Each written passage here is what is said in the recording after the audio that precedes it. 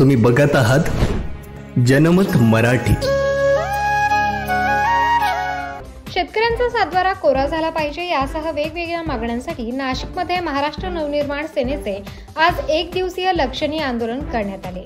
नाशिकच्या त्र्यंबक रोड परिसरामध्ये मनसेचे कार्यकर्ते पदाधिकारी हातात गाजर घेत आंदोलनाला बसले होते। शेतकऱ्यांची कर्जमाफी झाली पाहिजे, संतोष देशमुख हत्येच्या आरोपींना शिक्षा झाली पाहिजे यासह वेगवेगळ्या मागण्या करण्यासाठी मनसेचे आज एक दिवसीय लक्षणीय आंदोलन करण्यात आले। हे भारतीय जनता पार्टी, राष्ट्रवादी आणि शिवसेनेच्या विरोधात आहे। महाराष्ट्र नवनिर्माण सेनेचे सन्माननीय अध्यक्ष माननीय राजसाहेबांच्या आदेशानुसार आज हे आंदोलन आम्ही इथं सुरू केलेलं आहे।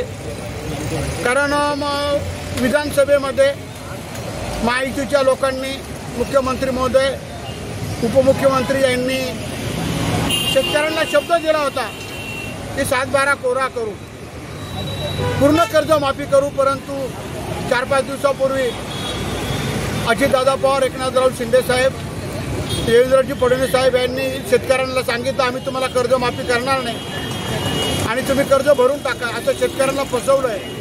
हे योग्य नाही आहे आणि म्हणून हे गाजर दाखवलं शेतकऱ्यांना। तसंच पीक विमा बंद केला आहे। 1 रुपयामध्ये जो पंतप्रधान पीक विमा होता तो बंद केलेला आहे आणि त्याकरता आम्ही आज या ठिकाणी बसलो। त्यांचा पीक विमा चालू व्हावा, कर्जमाफी व्हावी शेतकऱ्यांची।